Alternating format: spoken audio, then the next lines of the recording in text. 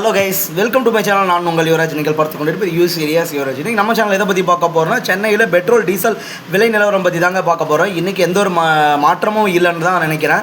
இது வரைக்கும் நமக்கு கிடைச்ச டீட்டெயில் பொறுத்த வரைக்கும் இன்றைக்கி எந்த ஒரு மாற்றமுமே இல்லை. நம்ம வெரிஃபை பண்ணி தான் போட்டுட்ருக்கோம்.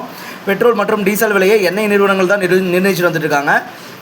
கச்சா எண்ணெய் விலை மற்றும் டாலருக்கு நிகரான இந்திய ரூபாயின் மதிப்பு போன்ற பல்வேறு காரணிகளின் அடிப்படையில் பெட்ரோல் மற்றும் டீசல் விலையை எண்ணெய் நிறுவனங்களே நிர்ணயம் செய்து வருகின்றன. அதன் காரணமாக இந்நிலையில் சென்னையில் இன்று 23/4/2026 வியாழக்கிழமை எலெக்ஷன் டே ஆன இன்னைக்கு 1 லிட்டர் பெட்ரோல் பார்த்திங்கன்னா ரூபாய் 100.84க்கும் டீசல் ரூபாய் 92.39 ரூபாய்க்கும் விற்பனை செய்யப்படுகிறது.